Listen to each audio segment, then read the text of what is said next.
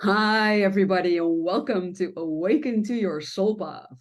I am your host, Barbara, and today I am joined by the wonderful Wendy Cole, and we are going to talk about learning to embrace change. Because the only thing that is certain in life is change. Your life is going to change, you are going to change, your circumstances are going to change, everything is going to change in your life. So change is the only constant, and you'd better learn how to embrace it and make it your friend. Because if you stay fighting it or trying to control it, like so many do, and I am raising my finger because I am a recovering use the controller. Then life is going to be really difficult. So I've been looking forward to this talk because I think it's very important that people know about this. So thank you so much, Wendy, for being able and willing to come on the show and talk about this. Thank you for having me, Barbara. This is going to be fun. I'm going to enjoy this, and I've been looking forward to it. Good. Every time Wendy and me have come together, we've clicked really well and we've had awesome conversations. And we thought, oh, we need to record this one time. So,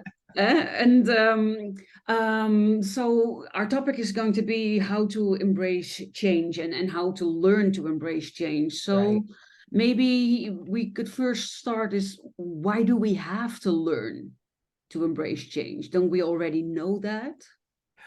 Ah, what I have, what I was guilty of for decades was holding on and refusing to change. I wanted everything to stay stable.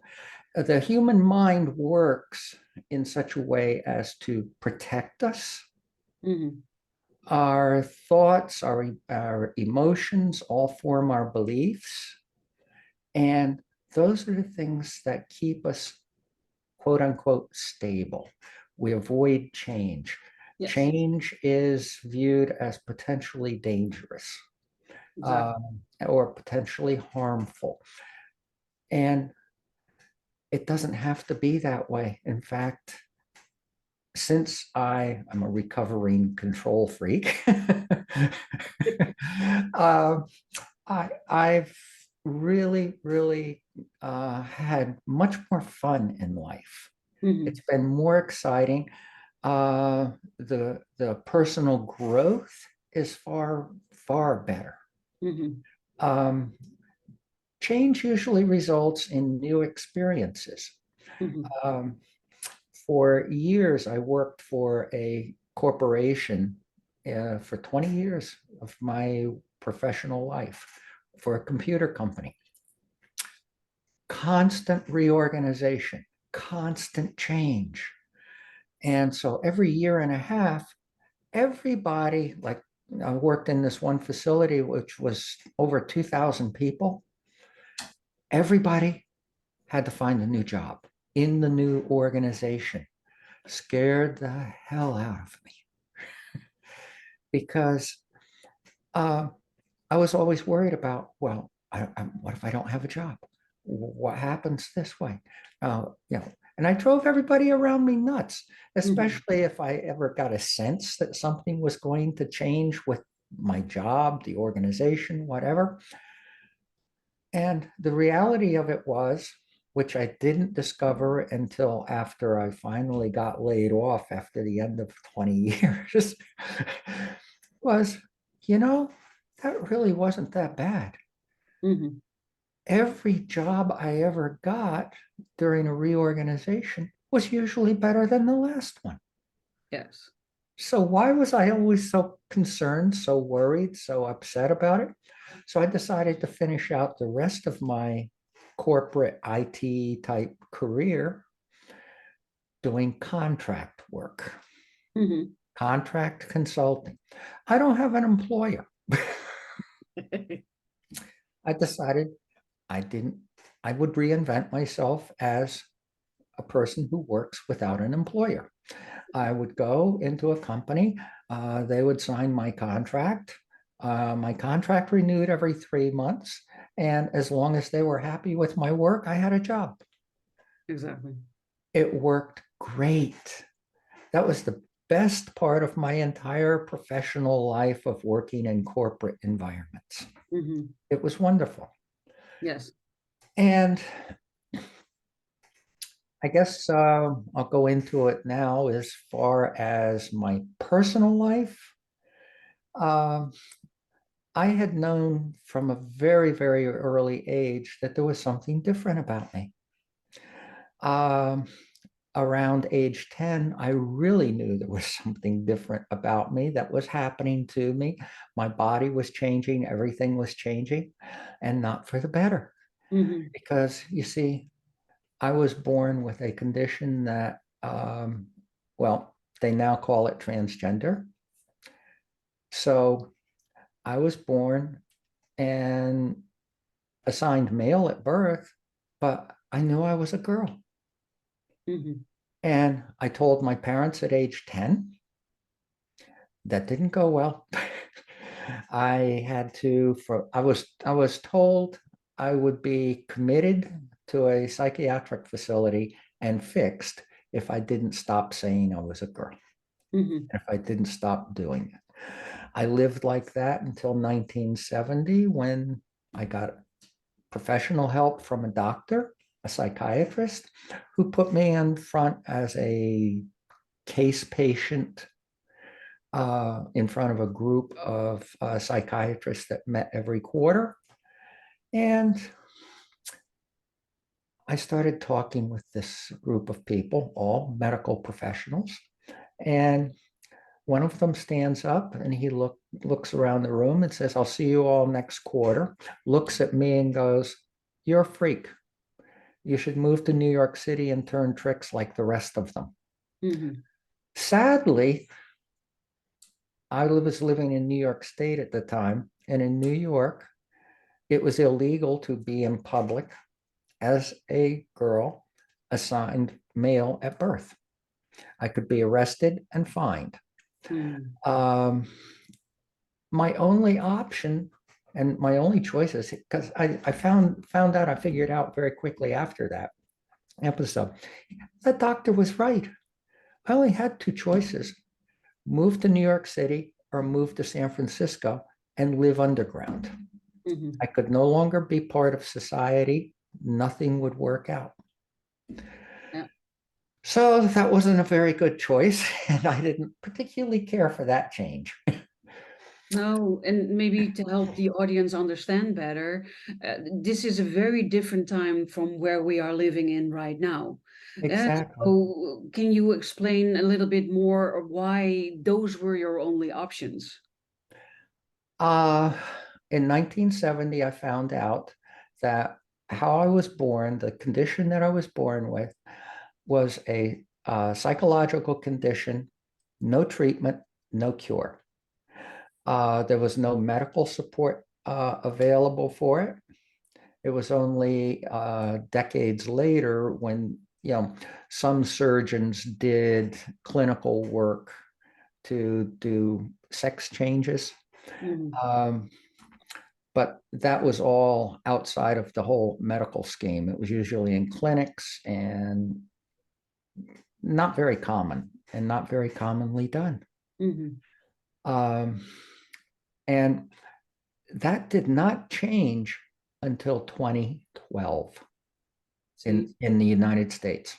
In, exactly. in 2012, it was recognized as a medical condition that you're born with, and it's treatable through psychological therapy, hormone replacement therapy, and any necessary surgeries. Hmm. And now, I don't know how it is in Europe, but in this country, almost every teaching hospital, medical facility like that, Hmm. there's a surgeon that does these surgeries. It's Hmm. much more commonplace now. Um, in 2014 was when I discovered this change, and I was all in. I But couldn't that means that by then you've had to live with this and everybody's opinions and the ramifications legally also right, for 44 years. right. I lived for, actually, I lived until 67 years old. Hmm. I called him my male representative or my male facsimile. Yeah. I really wasn't a man. I didn't socialize. I was always very kind of depressed, anxiety ridden. It was not happy. No. And um, I found a really, really great therapist. I started with her. The very first session I literally poured myself out to her. Hmm. First time I've talked with anyone since 1970 about Hmm. this. And as far as how I was feeling, it was kind of like a huge relief. It was a burden coming off. And I started to leave and I turned to say goodbye to her, and her name was Stephanie. And I said, bye, Stephanie. I'll see you next week. And she had my file folder on her lap. Hmm. And she just kind of looked at that, looked up at me, and she goes, "What's your name?" I immediately snapped back, "Wendy." I had chosen that name in grammar school. Hmm. She was Remind you have been Wendy for a very long a time. long time. Hmm. And to my amazement and utter joy, she went down on the folder, crossed out my male representative's name, and wrote Wendy. And from that point on, I was Wendy. So she was the first person to completely accept you as Wendy. Absolutely. The first person in my entire life. How valuable. That was huge. Hmm. I saw her for 5 years. Hmm. Um, for the last 2, 3 years, it was more of a check-in just to make sure I was on the right track and all of that stuff. But and I asked her, I said, when I stop seeing you professionally, can we be friends? um, she said, absolutely. And when I stopped seeing her, we let it go for almost 2 years. Hmm. And I said, well, I know I'm not, and she goes, I know you're not going to need me again. So we're friends now.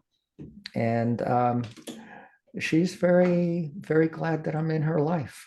And Hmm. I'm glad she's in mine. She was the, and I was in the process of moving this summer. Um, and I called her one night from the hotel that I was out walking, and this experience hit me. And I called her up and I reminded her she was the first person of many who now accept me Hmm. for who I am. Yes, very And important milestone. that is huge. Hmm. And I used a lot of mindfulness, a lot of visioning, um, a lot of meditation, and did a lot of work on myself to shift my beliefs and start working on changing how I felt about myself. Hmm. In the first 6 months of therapy, which was from January through June of 2015, I managed to completely rewire my brain, if you want, Hmm. to I developed a good sense of self-awareness, um, self-acceptance, and I even began to have a degree of self-love. And I was finding joy in who I am and in the freedom of that. Hmm. So I left my home, left everything behind, moved into my first apartment, and never looked back. I have been incredibly happy with this. I can imagine. It it's been it's been an experience to say the least. Yes. um, One of my friends that I first came out to, um, I looked at him and he was considerably younger than me. And I'd known him since he was in high school, and he's gay. Hmm. And he looked at me and he goes, Wendy, it would be so much easier if you were gay. Hmm. You wouldn't have to relearn all of these things. Yes. And you could leave the house and nobody would know. Hmm. But that's not who I was. That's not who I am. No, so there's basically two parts to your story because once you started changing into your real form, that was a good type of change because it meant going into who you always felt that you are. But Hmm. before that could happen, there was a lot of change that was wanted or desired that was just not there. Right. How did you handle that? Uh, People like myself need distractions, things to immerse themselves in. This does not go away. It No, it it starts from the moment you wake up to the moment you go to bed, and it even haunts your dreams. because it's who you are and it's Uh-huh. being repressed. Totally. Yes. Um, I was married. I had always been told once you have a career, a wife, a house, a family, you'll forget all about being a girl. I Yeah. heard that at age 10. I heard that again years Just later in face, you will 1970. grow out of it, all of those types of stereotypical things that are being said. Right. But it doesn't go away. No. And so, distractions, yes. I immersed myself in computer technology. At first, hardware, then software and database. Hmm.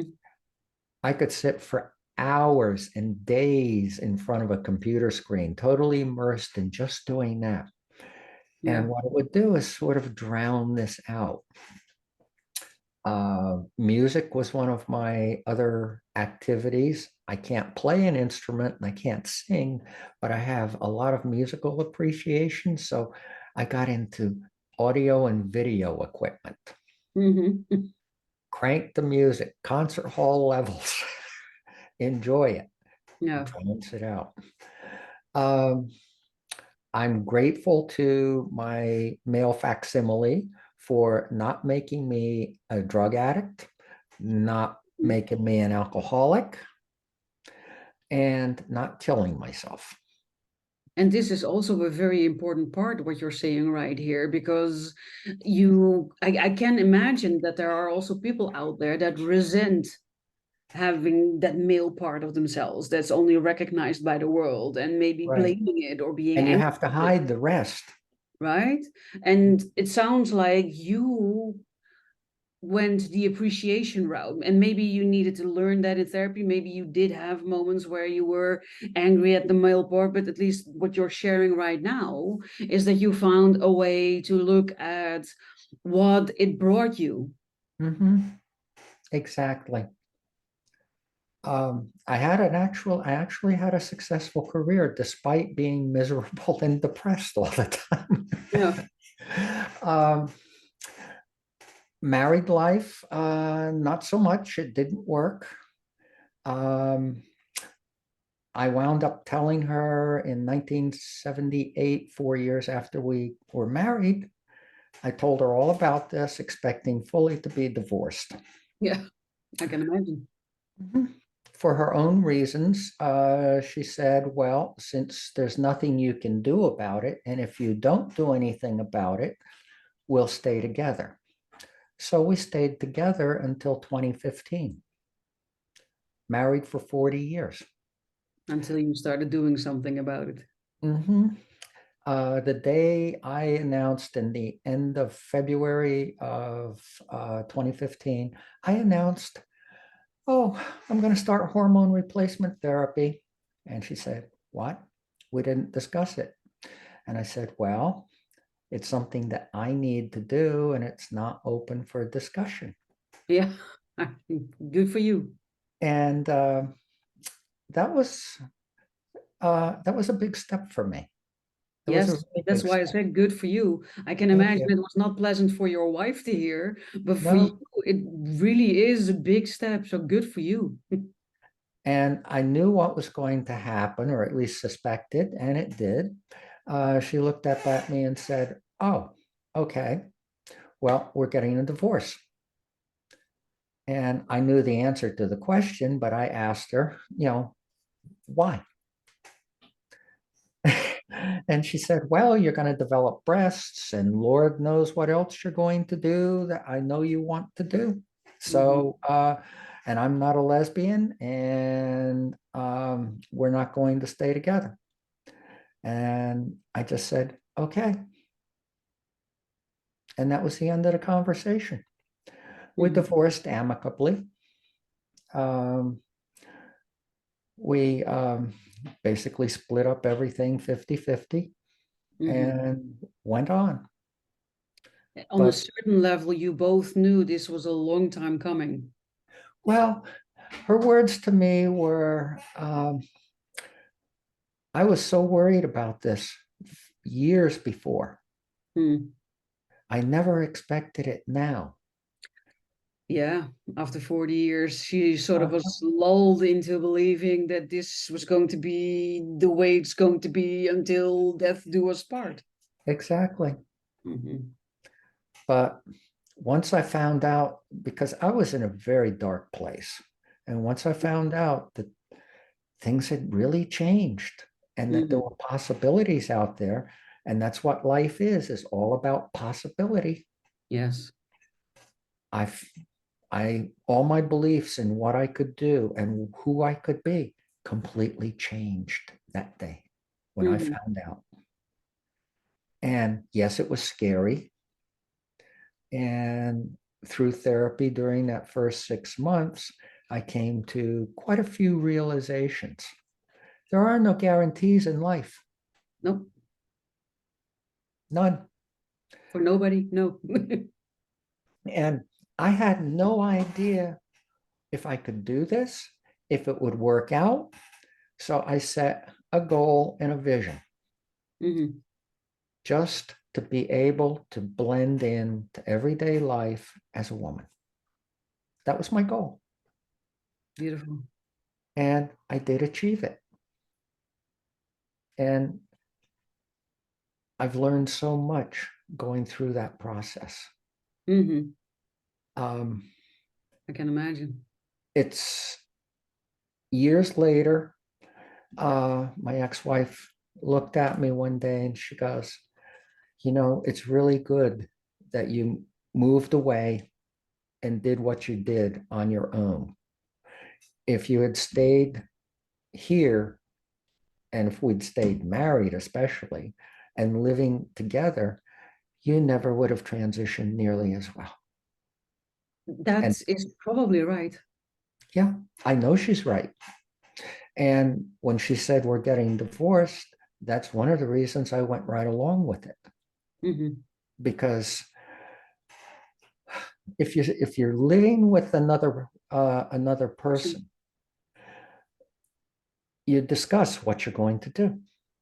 Yes, or There's you some hold back degree. or out of consideration, or at least Mhm. you alter your initial response most often, while you are better served with just letting everything come and come out Mhm. the way it needs to come out instead of sort of screening it or chastising it or watering it down or whatever inclination you might have with Right. regards to the other person. Mhm. And I came to the realization after and my male counterpart. was absolutely not social. My wife would throw parties, holidays, have friends and family in, and I would put in an appearance for about 20 minutes and then Hmm. vanish to my space in the house and stay there. Hmm. It was too much. I had this secret to hide, and that's all I did. Yes.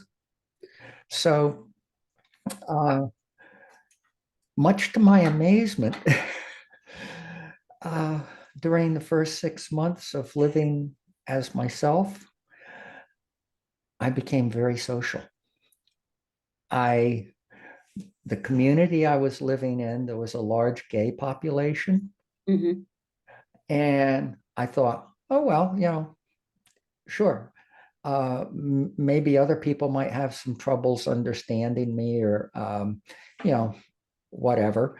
Hmm. But, oh, they'll all get me. All the gay guys will get me and the Yes, gay they've women. gone through not being accepted by a lot of people or having been judged or whatever in Mhm. any way as well, often. But what I found out was, yeah, they were very nice. They were very accepting, but they had absolutely no real knowledge of what my experience was. No, no, not specifically your experience. No. Exactly. Yeah. So I had a blast meeting people and talking and sharing. And would especially talk to men who had been married and went through all of that and then came out as gay and Hmm. then moved away from their families and all of that. And I would go, and the only difference between you and me, you became a G, I became a T. Yes. And we The- all had those common experiences, the fear, the doubts, the repression, and everything else. yes. So we have more in common than not. Yeah. Yeah. Yeah. And I was able to go on from there with so many people. I had a wonderful time. Yeah, because another benefit is that when you go somewhere where they don't know you, you can Mhm. introduce yourself as Wendy from the get-go. And Right. they haven't met you before, so they will accept you as Wendy and they will call you Wendy and they will not be confused with your male counterpart persona that they knew before and are now Right. confused in how to approach you or handle you or talk to you. They would be open and blank. Exactly. And one of the things that I learned was uh, gender identity is assigned by an observer. So I walk into a pharmacy. Mhm. My gender is assigned by the person seeing me within 5 seconds or less. Usually, yes. Right. And it's up to me to not confuse them. So I focused on learning behaviors, mannerisms, worked on speaking and speech mannerisms and patterns, and everything I needed to do to blend in. Mhm. I actually, in that town, worked as a cashier in a supermarket Mhm. for 3 years, Yeah. and no one knew. And I know no one knew because one of the young girls came in at 7 in the morning one day. I'd started at 6, and she comes running in and she goes, "Oh, Wendy, you're so lucky you don't get your period anymore." So I realized what she was saying, and I go, "Okay, well, just go over to the aisle, get what you need, go upstairs, take care of yourself, and rest. I'll text you if I need help." Yeah. And that's what she did. And that told me right then and there. And then when I quit the job, the manager who had hired me was gay. Mhm. And he said to me, "We've been watching in amazement. You came in, you took the job. There was never any mention of your transitioning or anything like that. Uh, and you were just Wendy doing your job." that was so powerful. Yes. It felt wonderful.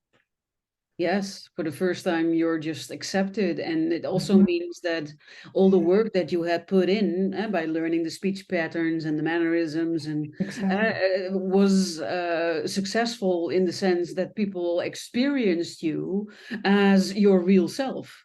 Right. So in 2016, I started looking for a surgeon. I did realize every night when I got undressed, every day when I got dressed, there was something about my body that wasn't quite correct yet. Yes, there was something hanging down there that you would rather get Exactly. rid of. I wanted my girl parts. Yeah. And so I started looking for a surgeon. I interviewed 4 surgeons and I picked Dr. Rachel Bluebond at NYU Medical Center in Manhattan. Hmm. Wonderful experience. Um, I know there's a long wait for surgery with her now, but if you're willing to wait, it's so worth the experience. What made you choose her out of all the others? Uh, Her warmth, her personality, and she actually does the surgery differently from some of the others that I'd spoken with. Um, the way it's done is, well, there's a Dr. Lee Zhao also who assists in the OR during surgery. He is one of the top urologists in Manhattan, and he's also NYU's expert on robotic surgery. And what was described to me was, yes, there will be the work on the outside that's going to be done, Hmm. but for the inside work, we're going to make a little slit above your navel, inflate you, light you up, and go in and work on the inside. Mm. I had very little pain after surgery. The nurse that discharged me after 5 days in the hospital came in to ask, "What painkillers did you take?" And I said, "Well, what are you talking about?" She goes, "No narcotic painkillers?" No, I didn't Wow. need them. No, that's good And surgery. yeah, I'm convinced it's because of the robotic techniques, Could be. because they're not working blind from the outside to do the inside work. At least that's what I suspect. I don't know for sure. We've come All I so know is far the with the surgery. results. I know the results I had. And one of the things that I started doing was helping other girls go there for their surgery Hmm. and working with them. And I actually wanted to work there. Hmm. That's how impressed I was with the staff. And Kevin Moore, is a PhD nurse on her staff, and he's also the LGBT coordinator for NYU. And Hmm. it was just a wonderful place. And I love New York City. And I thought it would be so cool to work there. Yeah. And it didn't work out because of budget constraints and new buildings and all of that stuff were built. So Hmm. it wasn't in the cards, and that's all. And I just moved on. And that's when I started. I went back to working in the supermarket. And at the same time, I started my coaching business. I love that because you're now helping people in similar situations as you were in, correct? Exactly. I I helped, I worked with some people who were part of the cross-dressing community Hmm. who had anxieties over what they were doing. Hmm. And I helped them get past that and actually helped them, took them to my hair salon, took them to the wig store, and all of that. And I also helped people that were, started helping people who were at various stages of their transition. And I've since also discovered that a lot of the mindset activities and everything that I would coach people with um, apply to a lot of aspects of women. Yeah, I totally resonate with what you're saying, because I help people to be who they always were, but Uh-huh. have never dared express. And so, in a sense, I resonate with a lot of what you're saying, but then from a different type of perspective. And I Right. realized that I can not only help the people that I've been attracting so far, but indeed also people with your background or with your story, Mhm. because in the end, it doesn't really matter in what way you feel different. Exactly. You share that. This this just happened to be just a little bit more profound. Yes, and a little bit more profound to change into, Right. surgery wise. But in But the end, still, it's a change. yes, exactly. And everybody goes through these types of changes of some sort. Can be career changes, um, all kinds of life changes. Mhm. And so that's what I wound up realizing I could do is help people identify, explore, and get past relieve the stress of facing life changes. Yes, exactly. And that's what I've been doing since. I love it. And it's been in various forms and everything else. And during 2020, I hired a business coach who I had never discussed. I hadn't been on Zoom. I didn't know Zoom existed before 2020. No, exactly.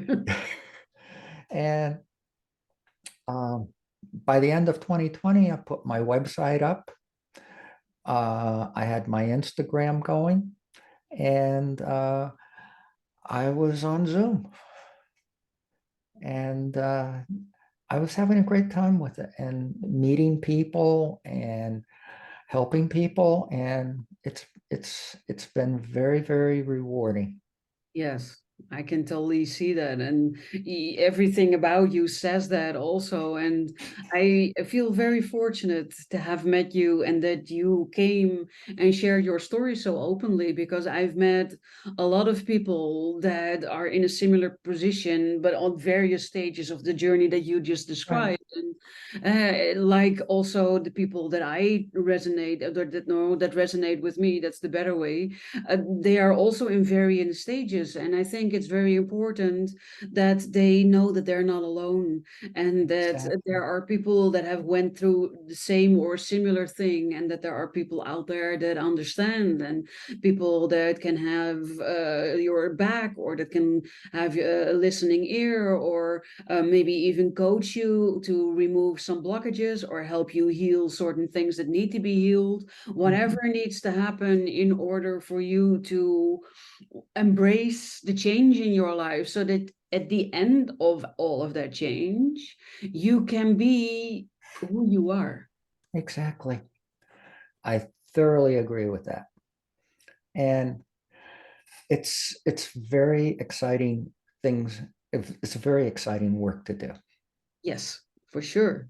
And I can imagine also that everybody that's been watching and that's been listening to this, and that resonates with your story, that they feel like, I want to know more. Where can I find Wendy? How can I contact Wendy? Okay.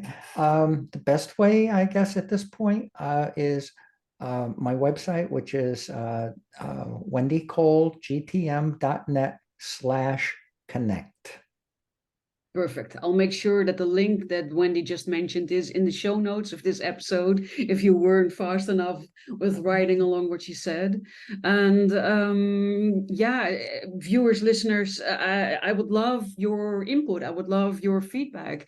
What was the biggest takeaway that you had out of listening to our interview today? And I would love it if you could share that below the episode as well. And I would love it even more if you could share this this episode on whatever social media that you are finding this on, because there are more people out there that need to hear this story, that need to know that they're not alone, that need to know that there's help out there, that there are people that are not only willing to listen to you, but are able to help you with whatever the thing is that you need help with. And you would be doing them a great service by sharing this episode. So thank you in advance for doing that. And thank you, Wendy, again for being here, for sharing your story, for being so open and so wonderful. I think we've inspired a lot of people here today. Thank you. Thank you, Barbara. You're very welcome. I've enjoyed being here. And I would like to add one final note. Mhm. Um, I get asked questions. How do I know when my transition is over? Mhm. It doesn't end. It just keeps going. Mhm. And you keep evolving. Yes. And that's the way it is. It's all part of the change. You're absolutely correct. And that's true for everybody, actually. Mhm. Everybody is constantly evolving. Some people resist it, some people are Mhm. very slow in it and do almost anything to stop it. But it's unstoppable. Eh? That's how I started this episode. The only thing in life that is certain is change. Change. No matter what your wants or your desires are, change is inevitable. So embrace change and learn to flow with change, because like we said when we started this episode, when you embrace change, when you no longer resist it, when you no longer try to control it, when you just really embrace it and start to be curious about change and maybe feel a slight excitement of, oh, I don't know what's going to happen, but I'm betting it's going to be an amazing thing. And I'm really looking forward for that to emerge in my Mhm. life. There's a whole different attitude towards change. It's a whole different outlook on change. And it will make life so much more enjoyable, so much more pleasurable, and so much more fun. Thank you, Barbara. I'm so glad I met you. Same here. Thank you so much for being here, Wendy. Thank you, listeners, viewers, for being here, for going on this journey with us here today. And I hope to talk to you soon next week in the new episode with a new wonderful guest. But for right now, thank you for watching. Thank you for listening. Thank you for viewing, and have an amazing rest of your day.